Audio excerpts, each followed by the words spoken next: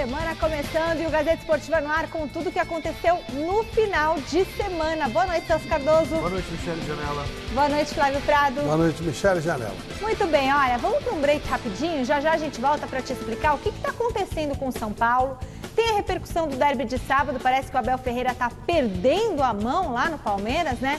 O Silvinho pilhadão no vestiário do Corinthians e a estreia com vitória da Seleção Brasileira na Copa América. Fica com a gente, antes tem dicas para vocês. Muito bom, pessoal. De volta com a nossa enquete na tela para a gente não perder tempo. Olha só, Abel Ferreira está perdendo o controle do elenco do Palmeiras, sim ou não? Entre no site gazetesportiva.com, deixe seu voto. Você pode usar o nosso QR Code que aparece aqui do ladinho e mandar o seu WhatsApp no 11 99479 1633. O QR Code é para entrar no site, o telefone é o WhatsApp. E lembrando que sexta-feira eu não falei quem ganhou a caneca do Celso Cardoso, do Gazeta Esportiva, mas hoje vou falar quem ganhou a caneca de presente do Gazeta Esportiva. E sexta-feira vai ter mais um ganhador, tá bom? Essa caneca bonita do programa. Eu tenho uma dessa. Tem que vir buscar aqui. O Celso levou... Né? Você tem? Tenho, claro que tenho. Levou 20 anos você conseguiu a caneca dele. Exato, mas precisei ficar doente para ganhar, né? É assim que as coisas Aí a gente se compadece da pessoa, né? Assim, pô, vou dar a caneca para ele, vai que, né? Poxa não, vida. Então, ó, é verdade. Eu fiquei com o coração partido. Olha, então vai ganhar e a gente vai anunciar hoje no final do programa, tá? E aí, Celso, o que você acha? O Abel Ferreira, você acha que ele está perdendo a mão, está perdendo o controle dos jogadores do Palmeiras? Ou você acha aquilo que você falou ontem no Mesa Redonda, e é bastante interessante, que a leitura de jogo dele é muito diferente da leitura que às vezes a gente faz do jogo? Sinceramente, grande noite para você que acompanha o Gazeta Esportiva, para não perder o hábito, né? O programa é para você que está em casa. Eu não acho que ele perdeu o comando do vestiário, não. Eu acho que ele não tem repertório mesmo para botar o time para frente. Tem técnicos que eles se especializam numa maneira de jogar, porque é mais fácil, é mais confortável. E se a gente observar, fechar a casinha, qualquer um faz. E botar em velocidade, até eu faço. Chama o Cebola de volta. O Cebola tá lá ainda? De verdade, você pede intensidade, monta duas linhas de 4, marca do meio campo para trás e segue o jogo. E segue o jogo em velocidade quando você tem o espaço para o contra-ataque. Agora, você jogar para frente requer uma competência que nem todos têm. São poucos que têm. A maioria começa trabalhando o time de trás para frente. Um que eu conheço que é diferente, e o Flávio vai poder subscrever, imagino, é o Sampaoli, que na verdade trabalha o time de frente para trás. Ele acerta o primeiro ataque e depois para acertar a defesa. Claro que tem muita gente que questiona, fala que falta equilíbrio, blá, blá, blá. Agora, a questão é que você precisa trabalhar todos os setores. E o Abel, há tanto tempo no Palmeiras, ele mantém o time fechado, explorando contra-ataque. E o Palmeiras pode muito mais do que isso, porque tem qualidade para isso. Claro. Mas não perdeu o vestiário. Não perdeu, então ele não perdeu o controle. Está faltando é competência para ele fazer esse time jogar. E você, Flávio, o que você acha? Em muitos anos, né, na profissão, poucas vezes eu vi um técnico efetivamente perder vestiário. Muito raro, muito raro. O jogador de futebol, até pelo contrário, ele tem uma subserviência que é muito difícil quando alguém se contrapõe ao treinador. Muito difícil, muito raro demais. O jogador, ele aceita muito facilmente aquilo, como ele troca muito facilmente aquilo. Então eu não vejo nenhuma má vontade dos jogadores do Palmeiras, não vejo nada disso. Acho que o Abel vai precisar dar uma ajeitada no jeito de jogar, criar uma situação a mais, soltar um pouquinho mais o time, mas está longe da gente. Só uma coisa que eu não sinto é má vontade do time do Palmeiras. O pessoal se mata em campo. Eu também não sinto. Está muito... Tem que dar uma mexidinha, tem que dar uma ajeitada e tal. E agora, talvez, com mais tempo, ele consiga fazer isso. Só, nada além disso. Eu acho que ele devia chamar o Cebola para dar um auxílio para ele. É o que eu acho. Bom, seguinte, daqui a pouquinho a gente fala mais do Abel Ferreira e do Palmeiras. Todo mundo sabia que a missão do São Paulo no Mineirão não seria nada fácil. O problema é que, além da derrota, a segunda seguida no Brasileirão, o início ruim no campeonato está deixando o torcedor bem preocupado. O Atlético Mineiro recebeu o São Paulo no Mineirão e ditou o ritmo do primeiro tempo. Logo aos 8 minutos, Hulk esticou para o Keno na esquerda, mas Volpi foi bem, seguro no lance.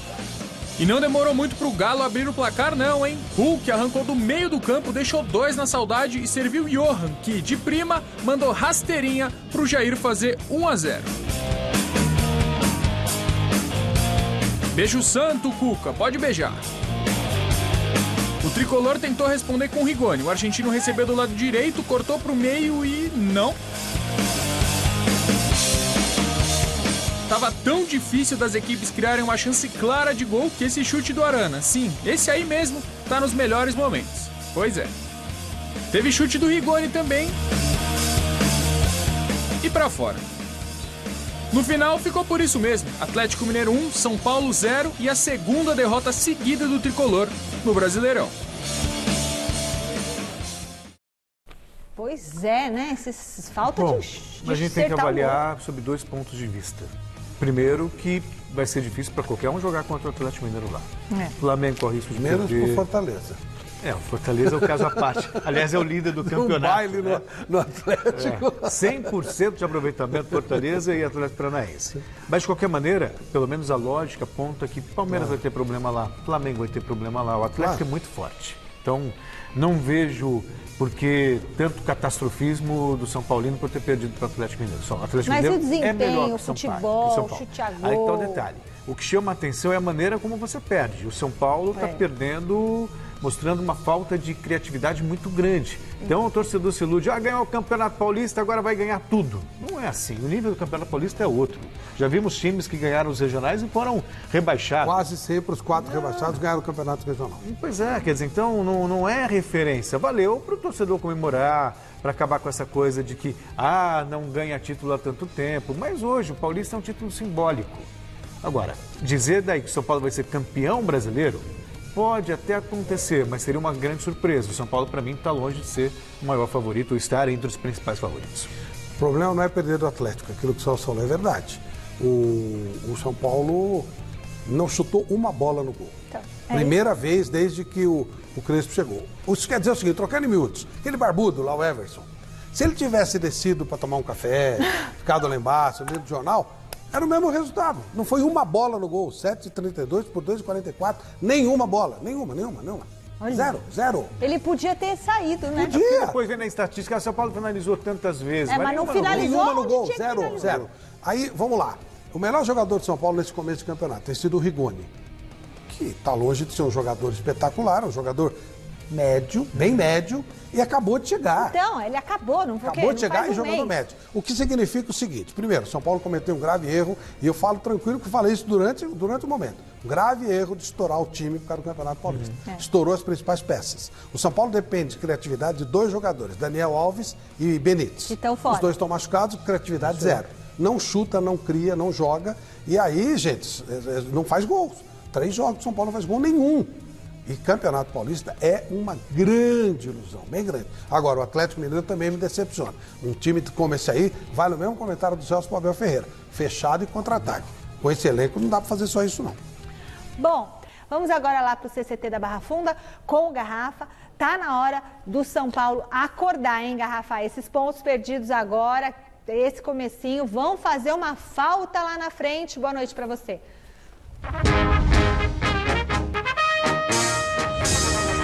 Boa noite, Michele, Celso, Flávio, boa noite a todos. É isso, né? Campeonato Brasileiro, aquele dilema e um ditado antigo, mas verdadeiro. Cada jogo é uma decisão. Foram 3 jogos até aqui e nenhuma vitória, né? São Paulo não venceu nenhuma das 3 partidas e, pior, não marcou nenhum gol. Detalhe, com a derrota de ontem para o Atlético, vamos observar na tela, o São Paulo tem o pior início de Campeonato Brasileiro desde 2006, quando tivemos a iniciativa desse novo formato, com 20 clubes por pontos corridos. O pior início do Campeonato Brasileiro estava nos anos de 2008 e 2009, quando o São Paulo somou apenas 2 pontos. Desta vez, em 3 jogos, somou 1. Anteriormente, havia somado apenas 2 pontos nos 3 primeiros jogos. Os 3 primeiros jogos do São Paulo nesse Campeonato Brasileiro, sem nenhuma vitória. Foi 0-0 com o Fluminense, que ficou de bom tamanho no Morumbi. Depois teve 2-0, primeira derrota, fora de casa contra o Atlético Goianiense. E o jogo de ontem, que já foi aí debatido e discutido pelo Celso e pelo Flávio, com o Atlético Mineiro por 1-0. Depois da partida, entrevista coletiva, o técnico argentino Hernan Crespo falou se está preocupado com esse começo ruim do Campeonato Brasileiro feito pela sua equipe. Vamos ouvi-lo. Precisamos adaptar-nos melhor. O Campeonato Brasileiro é muito difícil Mas es una maratona, no es una carrera de 100 metros. Entonces tenemos tiempo, sabemos que perdimos puntos durante estas 3 rodadas, pero tenemos tiempo para recuperar. Tá aí, o Crespo, ele procurou aliviar, claro, disse que o campeonato não é uma corrida de tiro curto, é uma maratona, sabe da importância de ter perdido esses pontos, mas ele entende que ainda é possível recuperar. A recuperação pode acontecer já na próxima quarta-feira contra a Chapecoense, que não venceu nenhuma, inclusive é uma das lanternas do campeonato brasileiro, está lá na última colocação. São Paulo está na zona de rebaixamento nesse momento. E aí, para a gente fechar, boas notícias para o São Paulo. Talvez não para o jogo de quinta-feira, mas Benítez, Daniel Alves e também o Luan, esses jogadores estão no processo final de recuperação. O Luan está na transição. O Benítez já está com fisioterapia. O Daniel ainda não há uma previsão. O problema maior é o Miranda, que se contundiu, está fazendo exames, contusão muscular e será reavaliado nos próximos dias. Michele. Muito bom, Osmar Garrafa. O que você acha, Celso Cardoso? O Crespo está sendo muito coerente também. Sob esse ponto de vista, é verdade. Até o português dele piorou, hein? Parece que tiveram que colocar a tradução. Parece que pela falta de tempo ele deixou de lado o professor de português. Não, mas isso é verdade mesmo. Esqueceu tudo. Né? A questão é que ele tem razão, tem muito campeonato ainda pela frente, são 35 rodadas. O fato de quem está na frente não dá para se iludir. Me lembro que o Vasco foi líder, até acho que a 6ª rodada, não sei, na 6ª, na 5ª, caiu para a 2ª divisão. E muitas vezes o time que está lá atrás acaba subindo e brigando por título, por Libertadores e tudo mais. Então tempo o São Paulo tem, não é essa a questão. A questão é quando que esse time vai engrenar. E esse time pode, de repente, ganhar confiança, embalar e brigar por alguma coisa. Mas, repito, o Flávio tem total razão. A criação de São Paulo passa pela presença do Benítez, que foi o que deu o up nesse começo de temporada, que não tinha na temporada passada, e o Daniel Alves. Sem esses 2 jogadores, o São Paulo é praticamente um time acéfalo. Toca para lá, toca para cá, não tem profundidade. Não, por acaso, não fez nenhum gol no Campeonato Brasileiro nessas 3 rodadas. Mas alguém pode falar assim, mas fez 9 no 4 de julho. De novo, com todo o respeito que merece o 4 de julho, que até engrossou o jogo para o São Paulo no Morumbi. Não é referência, Flávio. E eu quero também ver o Daniel Alves jogando de lateral no Campeonato Brasileiro. É isso aí. Mais isso também. Calma. O Campeonato Paulista, ele gera uma expectativa que depois gera muita frustração. Você acha que você ganhou grande coisa. Você não tem adversário. Nada. O São Paulo jogou quantos jogos de verdade no Campeonato Paulista? Red Bull Bragantino. Tem aquele jogo. O Bragantino foi difícil. O Santos estava já muito mal. O Corinthians, que empatou lá ainda. Corinthians e o Palmeiras. Só. O resto é tudo, tudo extremamente inferior. Pior que a base do São Paulo. Então, criou uma expectativa enorme. E agora, gente, é duro. E mesmo na Libertadores, né? Pegou o Racing lá, teve problemas. Com o time reserva aqui, o reserva do Racing também perdeu o jogo. Agora, tem esse jogo da Chapecoense. A Chapecoense é um time que veio carimbado para voltar, né? O time olhou. Esse aí não dá para não ganhar da Chapecoense. Não tem jeito. Vamos ver. Muito bem, o derby de sábado terminou empatado, mas o gosto da derrota ficou todo pro lado palmeirense. Vamos ver como que foi o empate e depois a gente traz toda a repercussão do clássico, olha só. O sábado à noite foi de derby no Allianz Parque e logo aos 3 minutos o Palmeiras já largou na frente. Rony puxou o contra-ataque e acionou o Wesley, que deixou com açúcar para Rafael Veiga encher o pé, sem chances para Cássio. 1-0 Verdão.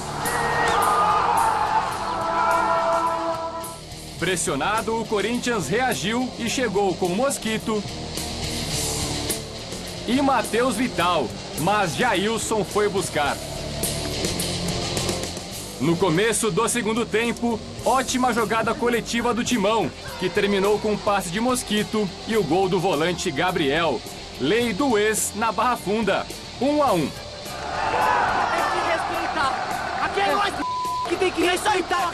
O Palmeiras ainda balançou a rede com William Bigode, ex-Corinthians, mas o VAR apareceu e apontou o impedimento milimétrico de Rony na jogada. No fim, tudo igual no derby, 1-1. Muito bem, o que você achou, Celso? Pro Palmeiras, que tem um time melhor. Uma derrota. Uma derrota. Não foi uma derrota que não pode considerar também a característica, a tradição do clássico. Corinthians ganhou. Mas se alguém saiu, o empate foi pior para o Palmeiras do que para o Corinthians. O Corinthians, com todas as limitações, não se espera muita coisa, mas conseguiu jogar de uma maneira honrosa, Flávio. O Corinthians, pelo menos, tomou a iniciativa, saiu perdendo, buscou um empate, tentou a vitória, e o Palmeiras acovardado, dando a bola para o adversário. Eu não consigo entender como é que um time como o Palmeiras, em vez de digitar o ritmo, propor o jogo, dá a bola para o adversário e fica ali especulando o contra-ataque. Isso para mim é conduta, Flávio, de time pequeno. Eu acostumei assim com o futebol. Eu não gosto e acho que o Palmeiras pode muito mais que isso. Se o Palmeiras tivesse fome de bola, no sentido de querer propor o jogo, ele teria goleado o Corinthians, pode golear qualquer outro adversário que tem qualidade para isso. O Corinthians jogou 3 vezes com o Atlético Goianiense recentemente, só para ter como base. Foi envolvido nos 3 jogos, somente no primeiro, aqui no 2-0. O Atlético Goianiense impôs o ritmo. Quem impôs o ritmo no sábado foi o Corinthians. Ok, está melhorando, o time está fazendo um bom trabalho, mas a bola que o Palmeiras está jogando é muito curtinha. Muito pouquinho. Se é para jogar isso, realmente não precisa gastar tanto. Corta 70% do orçamento, bota um time com gente muito mais barata e joga desse jeito. Para jogar assim não precisa gastar tanto, não. Pois é. Alexandre Silvestre, chegando direto da nossa redação. Tá vida boa, né, Silvestre? O que você tá fazendo aí na redação? Por que você não tá lá no Palmeiras? Você não foi tomar vacina com eles, não? Ô, Silva, você que cobre o Palmeiras, né, todo dia, a impressão que dá é que o Abel tá meio, desculpa o palavreado, mas tá meio de saco cheio, né? O que tá acontecendo? Boa noite. Olha, não sei se ele tá de saco cheio do Brasil, do Palmeiras, agora tem muita gente ficando de saco cheio do Abel. A recíproca também pode ser verdadeira, Michele. Internamente, acho que não. Me parece que ele não perdeu mão de elenco, coisa nenhuma. É bem cotado também pela diretoria. Claro que todo mundo acha que o time pode jogar um pouco mais. Andou perdendo disputas importantes aí, Campeonato Paulista, eliminado precocemente da Copa do Brasil, prejuízo financeiro. Mas o Abel precisa realmente, como vocês disseram, colocar mais alternativas em campo, porque o elenco é bom. O Veiga, que é um dos escalados do Abel Ferreira, que não fazia gol há 8 partidas, Michele, esse aí pode comemorar, né? Que golaço, que pancada do Rafael Veiga no derby. O jogador treinou hoje pela manhã, conversou com a TV Palmeiras, vai falar com a gente aqui no Gazeta Esportivo e depois eu vou contar a aventura que o Palmeiras terá pela frente até o próximo jogo. Antes, o Rafael Veiga, que voltou a marcar gols. Sempre contra o Corinthians é um jogo difícil, né? Igual você falou, a gente conseguiu ali jogar bem, conseguiu criar chances, né? Mas nunca vai ser o resultado que a gente quer, um empate, independente do time. Mas a gente tem que valorizar também esse um ponto. Em relação ao meu gol, um gol que eu estava buscando, né? Fazia alguns jogos que eu não fazia gol, mas fiquei feliz ali por voltar a fazer gol, sempre muito bom. Contra o Corinthians, melhor ainda. É um treino onde a gente voltou, né, depois do jogo, primeiro treino depois do jogo, viemos, né, mais descansados, então a gente conseguiu fazer um ritmo mais forte, uma intensidade mais forte, visando ali a posse de bola, trabalhos também para infiltração, né, para a gente conseguir com mais facilidade chegar no gol. Então, um trabalho importante, né, então a gente está motivado aí para o próximo jogo. Importante treinar mais, né, essa versatilidade criativa do Palmeiras que está faltando em campo. Palmeiras jogou no sábado com o Timão, folgou domingo, treinou hoje pela manhã na academia, viajou agora no final da tarde para o Paraguai, vai se vacinar em Assunção. A Conmebol está disponibilizando vacinas para os clubes da América do Sul, para seleções. O Palmeiras será o primeiro clube paulista a se vacinar. Atlético Goianiense e Atlético Mineiro já passaram por lá e tomaram a primeira dose. E aí, na sequência, o Palmeiras, além de treinar em Assunção na terça, viaja para Caxias do Sul para encarar o Juventude na quarta-feira pelo Campeonato Brasileiro. Eu continuo por aqui na Central de Esportes e volto já para falar de seleção brasileira, Michele. Legal, Silvestre. Bom, vai todo mundo ser vacinado, né? Bom isso. E aí, mas tem que ir pro Paraguai para tomar vacina, olha que situação. Ô Celso, diga. Quem dá mais de saco cheio, o Abel de nós ou nós dele? Nós digo a imprensa, o povo, porque ele tá uma marra e não é de pouco tempo, faz um tempo saco já. cheio dele, não. Eu sou pago aqui para analisar. Ah, ele tá muito mal-humorado. Tem que fazer da maneira mais justa possível. Se ele estiver mal-humorado, por causa disso também, problema dele. Talvez seja mais uma questão também que ele precisa amadurecer, porque é um profissional, está exposto, e aí ele tem que saber filtrar aquilo que ele ouve. Eu costumo dizer, quando você ouve algo que serve para você, você interioriza, reflita e vê se faz sentido ou não. Se não serve, entrou por aqui, saiu por aqui e ponto, e vida que segue. É assim que as coisas acontecem. Então o Abel, se ele for tiver um pouquinho mais de humildade, ele vai perceber que o time dele tem uma dificuldade muito séria para propor o jogo. Isso é um fato inquestionável. Ninguém está inventando nada, ninguém está falando isso para pegar no pé dele. Está falando porque é uma realidade. Flávio, eu acho que pensa a mesma coisa. Assim como nós pegávamos no pé do Luxemburgo, do Filipão. O Filipão estava 1 ano sem perder no Palmeiras. E a gente ficava aqui criticando que o time não jogava. O que me parece que também a gente tem que ser justo e começar a cobrar dos jogadores. Talvez o Palmeiras não tenha jogadores para esse tipo de jogo. Talvez sejam jogadores também. Falou isso. Talvez sejam jogadores com estilo só, que é o estilo que terminava no Dudu. Depois que o Dudu saiu, o Palmeiras continuou fazendo a mesma coisa sem o Dudu. Quando o Rony acertou na Libertadores, até a coisa andou. Então talvez seja a necessidade de você ter muito jogador de toque-toque, jogadores sem objetividade. Talvez precise passar por uma reformulação. Claro que não será agora no meio do campeonato. Não dá para fazer isso. Eu espero que com as paradas maiores, um calendário um pouco mais racional, né? O Abel possa mostrar um pouco mais, fazer um trabalho um pouco melhor e tirar aqueles que não servem para um sistema de jogo mais agressivo, mais ofensivo. Está jogando pouco sem dúvida nenhuma, mas tem um jogo contra um adversário que também já veio carimbado para voltar, no caso, o Juventude. Muito bem. Bora lá para o Parque São Jorge com o Jonas Campos. Me fala uma coisa, Jonas. O Silvinho não tem um time bom nas mãos. Isso a gente sabe, né? Que não é um time dos sonhos. Mas pelo menos ele está conseguindo fazer a equipe ser competitiva em campo. Boa noite para você.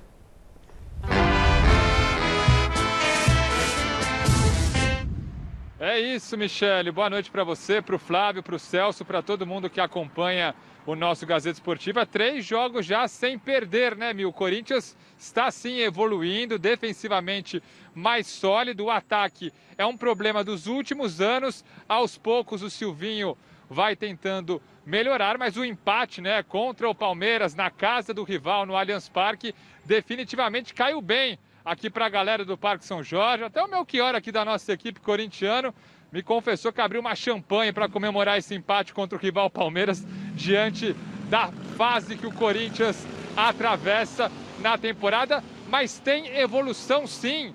E eu destaco 2 jogadores que têm sido fundamentais para o esquema que o Silvinho vem implementando. A galera no trânsito aqui gritando vai Corinthians. 2 jogadores importantes. Primeiro deles, o Cantillo, volante colombiano. O Silvinho fez um esquema justamente para deixar o Cantillo mais à vontade em campo. Um Cantillo mais protegido com o Gabriel e com o Rony no meio campo. O Cantillo mais solto para criar, justamente pelo fato do Corinthians não ter um meia de ofício, um camisa 10. Então o Cantillo, nesse Campeonato Brasileiro, por exemplo, foi titular nos 3 jogos, a gente tem a tela aí, 126 passes certos, 3 interceptações e 4 viradas de jogo. Ele adora nessa virada de jogo, achando principalmente os jogadores pelo lado direito, o Fagner, o Gustavo Mosquito.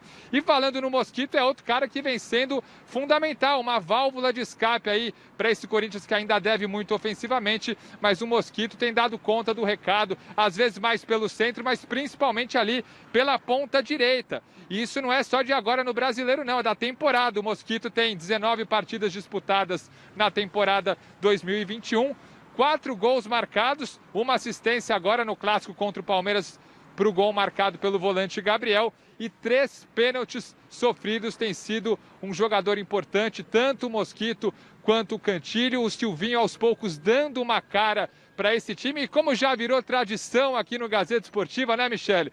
Vamos mostrar os bastidores, o pilhadão Silvinho no vestiário do Allianz Parque, antes e depois do empate por 1-1 entre Palmeiras e Corinthians no último sábado. Roda aí.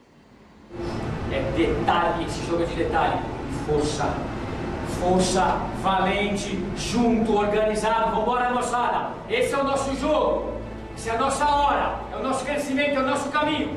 Pra dentro e forte. Controla. Bom jogo e bom trabalho.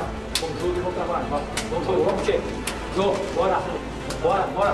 Tudo que eles querem é desorganização nossa. Então, de repente, os trocou, o jogo é esse. É de paciência, mais 10 minutos, 15, não importa. Nós estamos nesse jogo. Tá bom? Então, esse é o espírito que nós estamos desenvolvendo, eu já falei pra todos. Dá pra ver no olho, meu. Vamos. Desculpe, descansa. Segunda-feira eu quero o mesmo espírito de todos e trabalhando fortes. Muito obrigado, eu não vou me estender mais. A gratidão de um cara que fica ali fora pulando, representando 2 caras que ficam estudando, é um doido, uma diretoria que fica louca para tentar dar o melhor e fazer o melhor num extraordinário clube como esse. Vocês são os protagonistas. Vocês! Parabéns por vocês correrem que vocês são. Ó, a caminhada só começou. A história só começou. Vamos todos.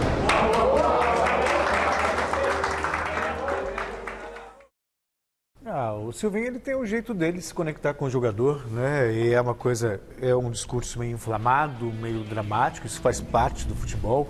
Já vi tantos treinadores fazendo isso, mas tem que ficar bem claro, né, Flávio, que não é isso que faz ganhar jogo ou não, é o trabalho em campo, é a visão tática. E o Silvinho, por exemplo, ele me surpreende, tantos treinadores meio que desdenharam do Cantígio, jogador que não tem intensidade, que não marca, desprezando o que ele tem de melhor. E eu conversava com o Flávio aqui nos bastidores. Mas o Miller e o Vampeta falaram que isso não adianta nada ontem no Mesa Redonda. Depende, tem alguns que se inflamam, tem outros que não. Isso é muito relativo, cada atleta recebe de uma maneira, mas se fosse só isso, teríamos que nos preocupar.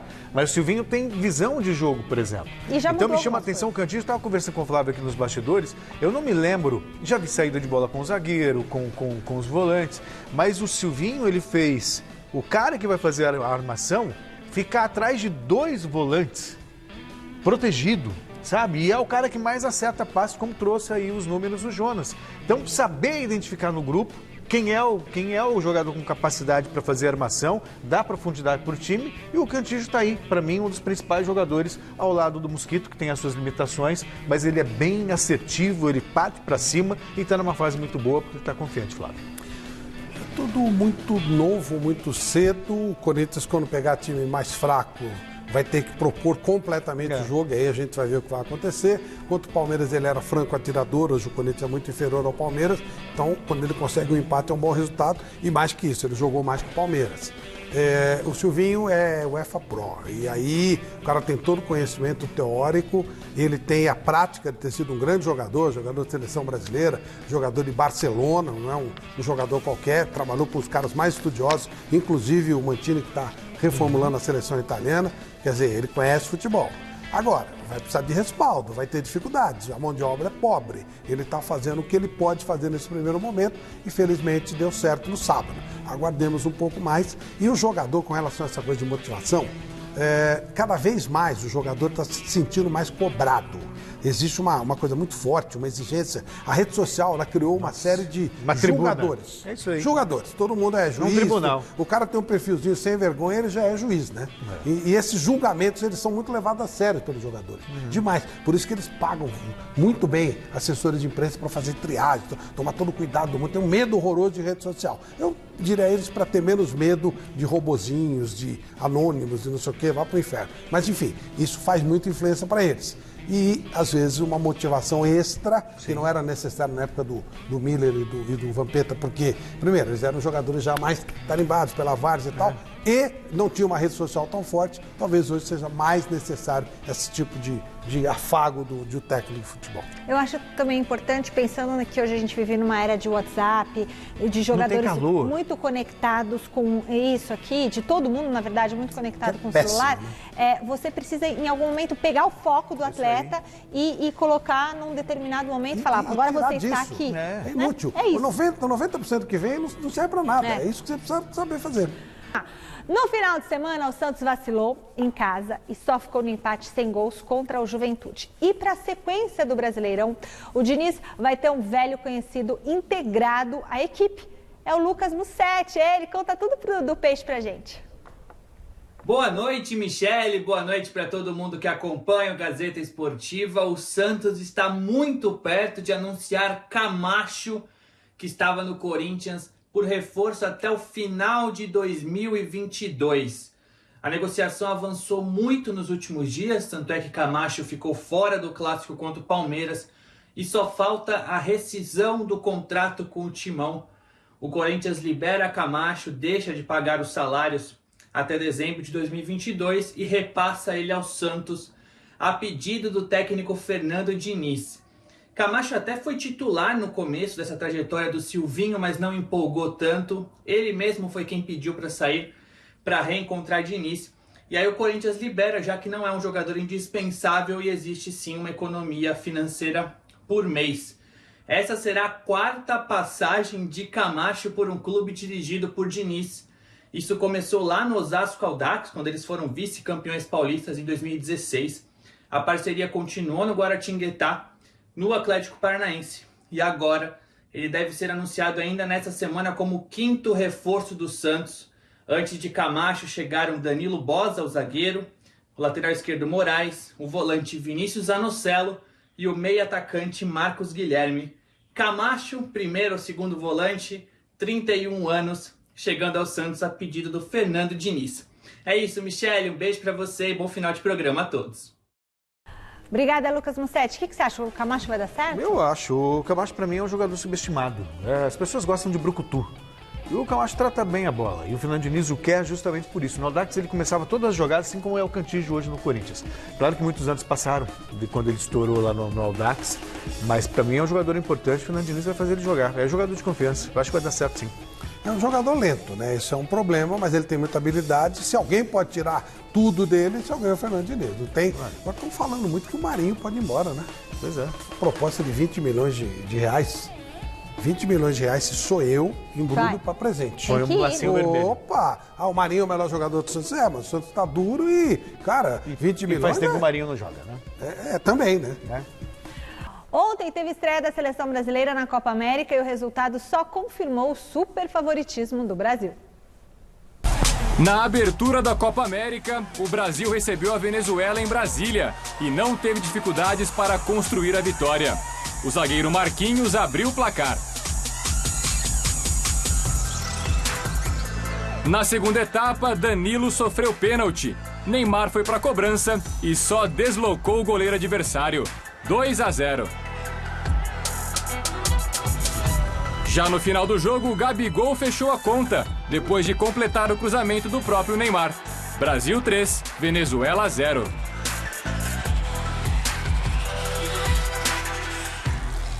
Pois é. Silvestre, vamos lá direto da nossa redação para falar desse time do Tite. Tudo indica que ele vai usar a Copa América como um laboratório mesmo, não é, Silvestre? Então, logo depois dessa vitória sobre a que já é frágil seleção da Venezuela, que está mais frágil ainda, porque um monte de jogador pegou Covid, o Brasil fez bem a lição de casa, já perguntaram para ele, agora o Gabigol é titular no próximo jogo, Tite?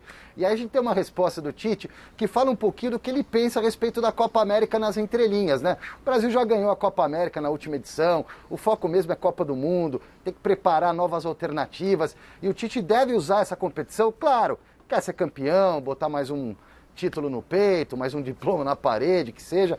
Agora, vai usar essa competição para girar um pouco os jogadores da minutagem, como se fala hoje, para os reservas. Vamos ouvir o Tite.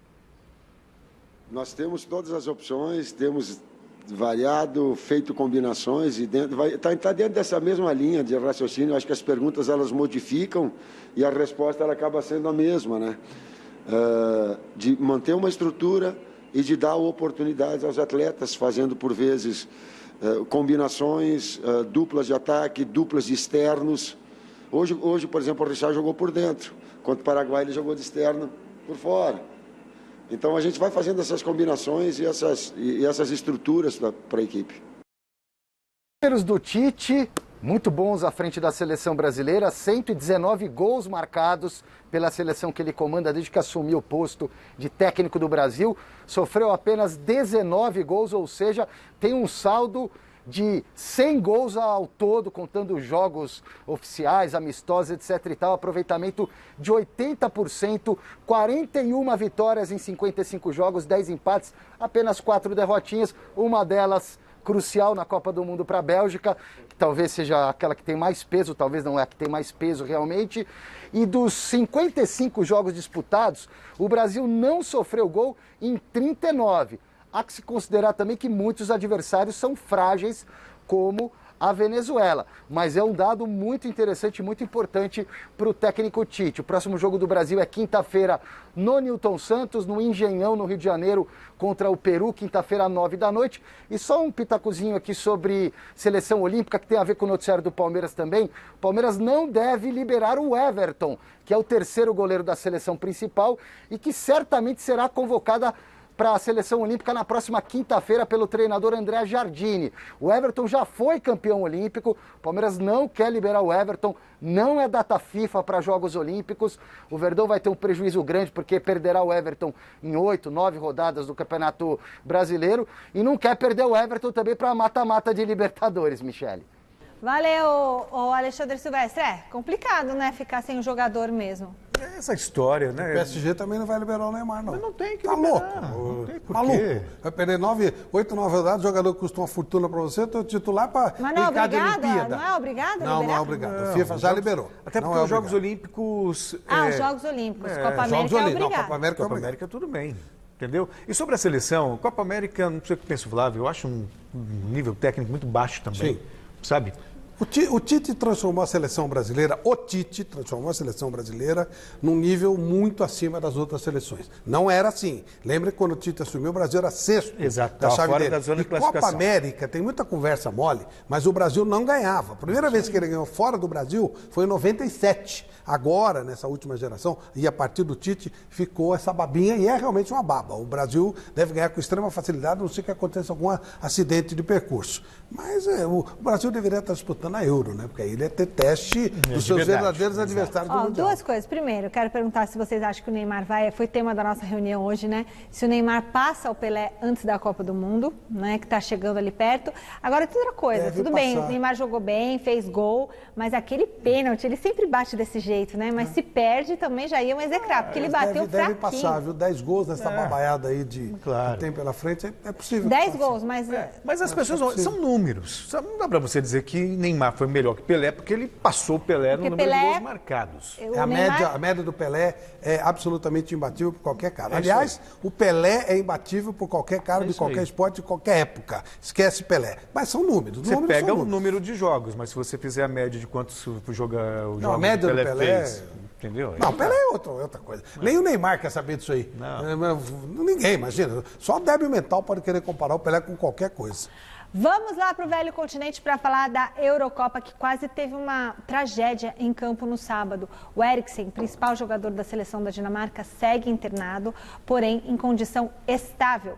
Ele sofreu um mal súbito na partida contra a Finlândia e a cena foi impressionante, gente. O médico da seleção dinamarquesa disse que o jogador teve uma parada cardíaca em campo. Olha que loucura. Com a ajuda de um desfibrilador, conseguiu reanimá-lo. Passado o susto, a equipe médica e o staff do atleta querem descobrir os motivos que levaram ele a sofrer essa parada cardíaca. Uma aposentadoria precoce, que já aconteceu com outros jogadores que passaram, por isso não está descartada. O Eriksen tem 29 anos, é um dos principais nomes da Inter de Milão. Assustador, né? Eu conversei com o espetacular cardiologista, Dr. Marcelo Franken, do Einstein, e a possibilidade dele parar de jogar futebol é quase 100%. Ele só não parará se acontecer alguma coisa muito excepcional. O normal é parar, não tem muito jeito. Infelizmente, é mais um caso. Mas não descobriram que ele tinha alguma coisa? Não, como é que é não. isso? E ele trabalha na Itália, que é um dos centros que mais cuida desse tipo de coisa. Agora vão ter que descobrir. O procedimento é esse. Bom, estabilizou, curou, sarou, evitou que ele morresse, graças a Deus. E aí o Serginho ganha mais uns pontos lá no céu, porque depois da morte do Serginho teve esse alerta. Eles já entraram com o desfibrilador. Antes não tinha, que né? Não existia, e aí não tem jeito. Não é que aquela época era ruim, agora não. Foi uma coisa nova e aquilo ajudou. Ele estava morto. Mas ele está fora de perigo? Está fora de perigo? Ele estava morto em campo. Estava morto? Estava morto. E aí ele foi ressuscitado E aí voltou, graças a Deus, está bem, não corre mais risco de vida nesse momento, não. Nesse momento não, mas jogar futebol meio que esquece. Provavelmente não volte a jogar.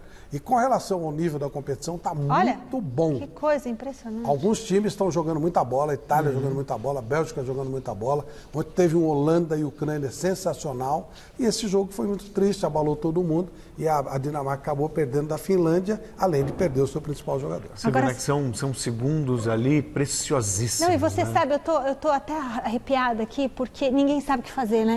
Olha só, pega, e, tipo assim, não sei, né? Tô falando mas aqui... O zagueiro do time, ele ajudou a fazer a massagem cardíaca, não é? Porque você tinha que virar ele e começar a fazer uma massagem cardíaca, né? E tem que dar espaço ali para ele respirar. Ai, nossa, gente, é desesperador mesmo, né? Mas que bom que ele está estável. WhatsApp, roda aí, galera. Boa noite, Michele. Boa noite, Celso. Boa noite, Flávia. Aqui é o Watson de Belém do Pará. Sim, na enquete de hoje eu concordo com vocês também no estúdio. Está faltando o Abel fazer esse time engrenar, que já era para estar engrenado há muito tempo, né? Não sei o que é que está faltando ainda para ele, né? Boa noite para vocês aí no estúdio. Boa noite, galera do Gazeta Esportiva. O Abel não está perdendo o controle não, mas os jogadores estão querendo derrubar ele. Beleza? Marcelo aqui de Suzano. Quero ganhar essa caneca aí para aposentar essa outra pequenininha aqui, essa xicrinha aqui, ó. Valeu! Oi, Michele, tudo bem? É a Lourdes de Santo André. Ó, da enquete de hoje, eu acho que o Abel tá perdendo sim o controle do pessoal, tá? Beijos, tchau. Minha caneca. Ah, Lourdes, a caneca é sua então, minha querida. A caneca é da Lourdes aí, nossa telespectadora tão querida. Já ia ser na sexta-feira, viu, Lourdes? Já ia ser na sexta-feira. Mas hoje é sua de novo, tá bom? Um beijo grande pra você. Pode combinar com a nossa produção vai entrar em contato com você para combinar um dia de você vir retirar o seu presentão e sempre lembrar da gente, tá? Intervalinho bem rápido, já tem mais coisas para você e dicas agora.